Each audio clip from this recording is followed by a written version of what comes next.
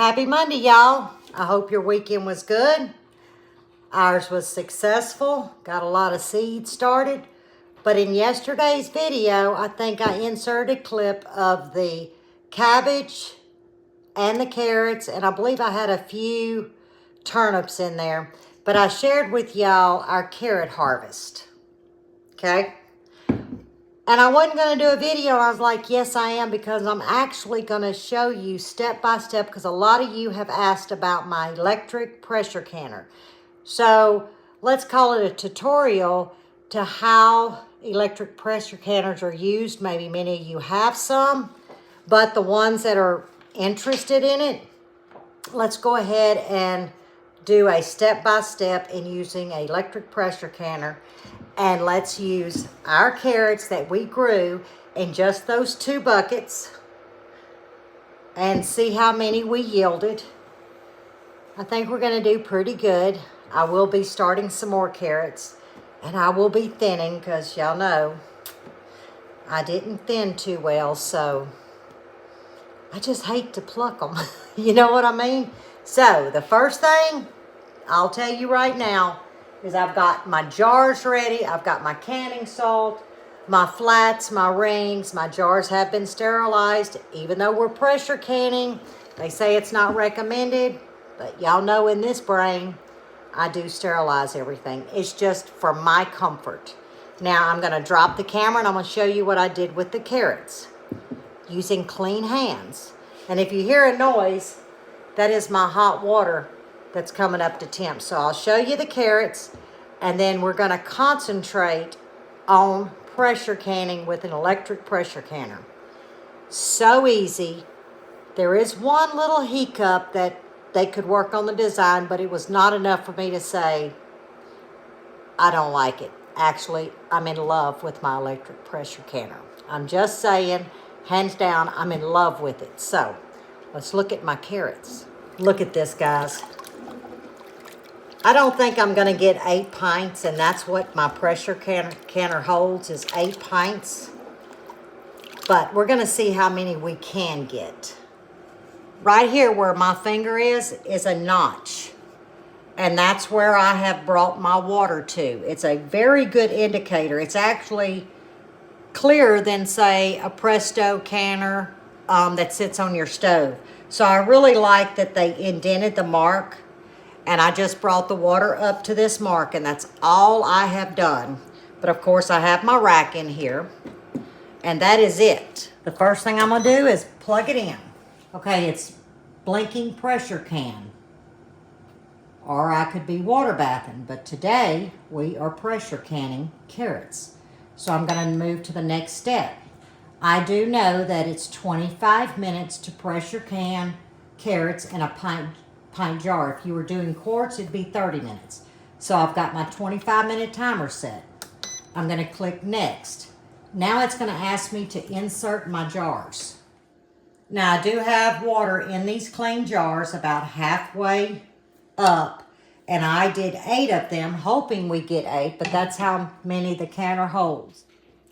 We have our jars submerged in the water. I do have water in these jars. And once it prompts me that it has warmed, it will say fill jars. That's when we'll take the jars out and dump the water that's in them and proceed to filling them with our carrots. It has prompted us to fill our jars.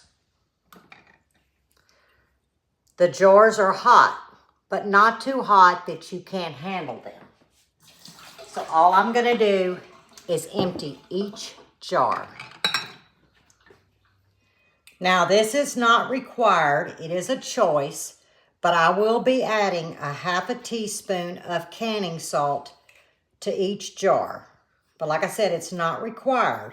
If you were doing quarts, you would be adding a teaspoon. These are pints, so I will be adding a ½ teaspoon of canning salt. And you can use any salt as long as it's not an iodized salt. I prefer, as many of you know, I do prefer to use a canning salt. Let's hope we get 8 quarts out of here. Now using my hands, shaking the excess water, I'm going to add these carrots. I may end up taking a few out. We'll see. I am going to take some out. That looks good.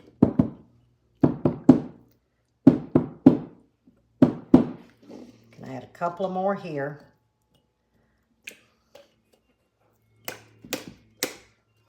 That's about all I can get in these. So it left me with a small handful. I might can get 1 or 2 in here. They're of different sizes, the carrots are. A couple of more in here.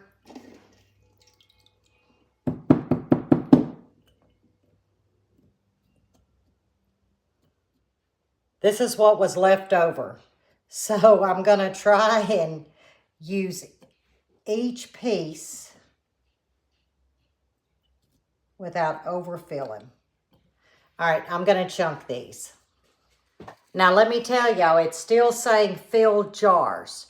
It will hold until you click the next step. So now that we have our jars nice and full, and I'll determine that when I pour water. I may have to remove a couple of them.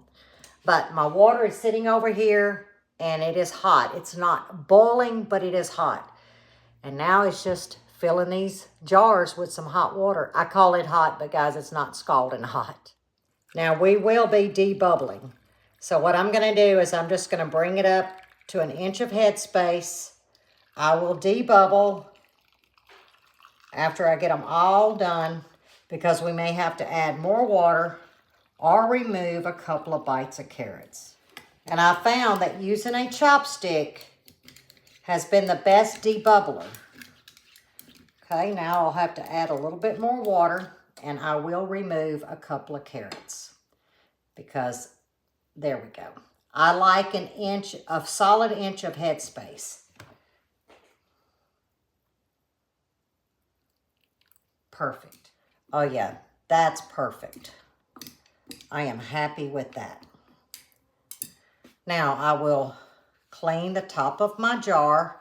This also allows me to fill any little imperfections on top of the jar ring that I may have missed. Now my flats are not in boiling water, but they are in hot water. It's not required, but for me it is. Just finger tight, and I'm going to set it over into the canner. And here's our 5 pints of carrots. Now it's time to put the lid on. And this is what I was talking about. Here is our actual pop-up valve. What I have noticed is if you don't have, see how this spins? What I've noticed is the way the top goes on, and I'll move the camera to show you. I have learned to keep, see there's a V, I've learned to keep this one closer to the pop out, because when you lock it in place, this rim turns. And if it's, when you turn it, if it's over this, it keeps it from popping up to hold pressure. So I have learned, I swear, I have learned the hard way. So I have come up with, as long as I make sure that this mark here is sitting close to the pop-up, when I lock it in place, it'll still have clearance, okay? And something else, I always check my gasket and make sure that it is pushed down. That is it. I mean, you see how this has popped down? Let me see if I can see how this has come down. Okay, watch. If this is over it, look, it can't do anything. So that's why you have to be very careful when you're locking it in, that it's free flowing, if that makes sense. That's the only little design that I've noticed, but that's not a big deal. Now that we know, as long as we set our bar right, all is good. Because what's going to happen if you don't, it's just not going to pop up the pressure canner valve to hold the pressure in. So you know, they may improve it later, but this does not deter me at all. I mean, you're talking a second to make sure your wheel is where it needs to be. So when I turn it and lock it in, I've got plenty of clearance. So let's get that down. Now I got to turn you around so we can get this lid on. Okay, hopefully you can see. Yeah, I'm going to put it right here. Do you see how I have this bar sitting close? That's because when I turn the wheel, I want plenty of clearance where this is not blocking it. Okay, there we go. We're going to go in and we're just going to lock it in place. We're going to snap it down. Now remember, this is the pop-up that I was talking about, right here. All right, we have filled our jars. We click next, and now it is heating. Once it heats, it's gonna prompt us that the 10-minute mark will begin, and that's to allow the steam. And then of course it will prompt us to put our jiggler on. But we're gonna do this together. We have reached a steady steam, and now it is gonna vent for 10 minutes. It will prompt us when to put the jiggler on. Now as you can see, it says put regulator on. Regulator is going on. And it also has an indicator here for water bath or for pressure canning. We're going to hit next. And it shows that it's going to can for 25 minutes. You do nothing else. Now, can you see this right here? That's that pop-up valve. What we're waiting for is it for it to lock and load, as I call it. It will come up, lock the pressure in, for it to do its thing. Normally I pay attention to see that it is doing the countdown, because that's going to let me know as well that I had my wheel correctly on the lid. But guys, this is the easiest machine, I'm telling you. Now, I love my stovetop canner, but I am able to go off and do things using an electric pressure canner. I truly, truly love this thing. We have locked and loaded. Now the countdown begins. 25 minutes. It will count itself down, 0 out. You do nothing. It will tell you when it is cooled down completely to where we remove our regulator and open the lid. I wanted to show y'all we have 4 minutes left on the pressure canner. Now it's showing cooling. It will prompt us in a little while. It takes about 20 minutes. It will say done. And then we will see this unlock. We'll remove the jiggler and our pressure canning is done. I figured while we wait for the cool down, the carrots to come out, why don't we do a little bonus, and I'm going to show you what Bud and I are eating for supper. Easy peasy, less than 10 minutes. You're thinking, what? I'm going to show you why it's less than 10 minutes. This is leftover pork roast that I pulled out of the freezer. I had a purple onion in the refrigerator I needed to get used, so I just julienned it. I had a red bell pepper, and we're going to make semi-Philly cheesesteak. It's nice and hot. I'm going to add a little bit of olive oil. I'm just going to add the onions and bell peppers because the meat is already cooked.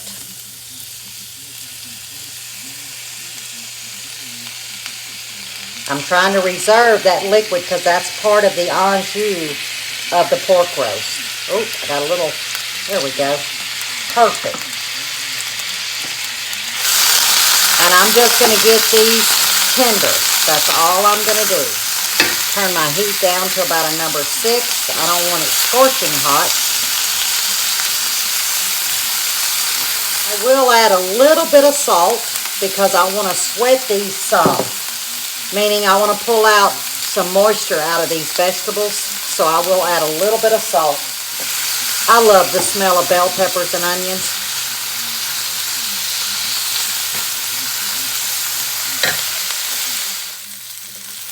Now over in this iron skillet, I've just got it warming.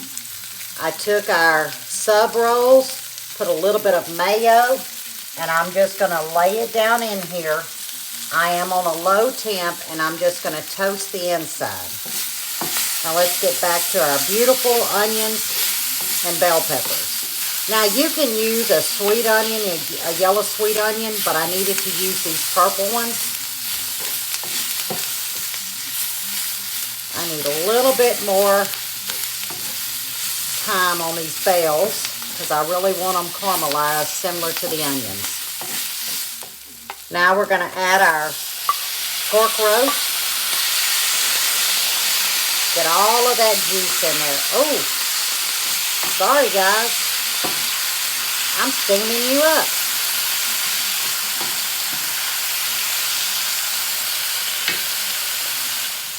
Let's put it kind of in a pile like this.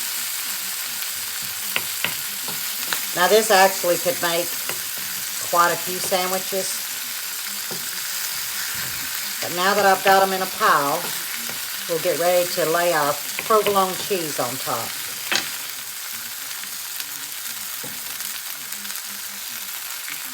Perfect. I will set a lid on top. Turn the heat off because what we're doing is melting the provolone. And just like that, supper is served. What do you think, Bud? Does it look good? Looks like Philly at the finest. I'm telling you. Made with Louisiana pork roast. Mm-hmm. Cajun Philly. That's it. Guys, look at this. So we're going to sit down, eat our Philly cheesesteaks made with pork roast. This has got about another 10 minutes, and then we'll be back to pull our jars out. It's almost done. If you don't have electric pressure canner, consider it. They are pricey, but it's well worth the investment. But something is calling our name. See you in a few. It is now showing we have 2 minutes left for the cool down. Our lock and load has went down, and we're waiting for the prompt to remove the Tattler. Supper was amazing. And I've been busy today. It's a Monday. Y'all know you've heard me talk about Mondays are the busiest of all. But I'm going to let my water cool down. It's very easy to clean. I'm so excited for the carrots. 5 pints is more than what I had yesterday.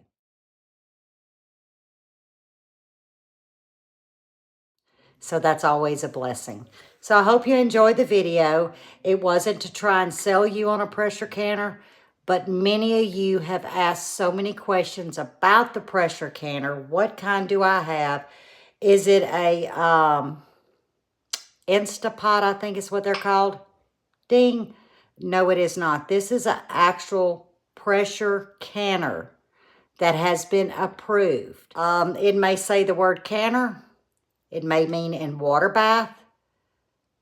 But until I see that it's an approved method, I personally would never pressure can in one. But that's just Lippy. It's 5:57, so we've done good. Canning is done. Our supper is done. I'm fixing to wash up our few dishes. And yes, not many dishes to clean. But the main thing I want you to take away from this is I wanted to spend time with y'all. I've missed you. And I have a little bit of break out in the Sugar Shack. And that allows me time to spend with my friends. And that's you guys. In yesterday's video, if you don't mind, go back to it. And I did pin a comment. I think it's self-explanatory. And let's start a prayer chain for a very, very good friend of all of ours. She's been with this channel, I think, since the beginning.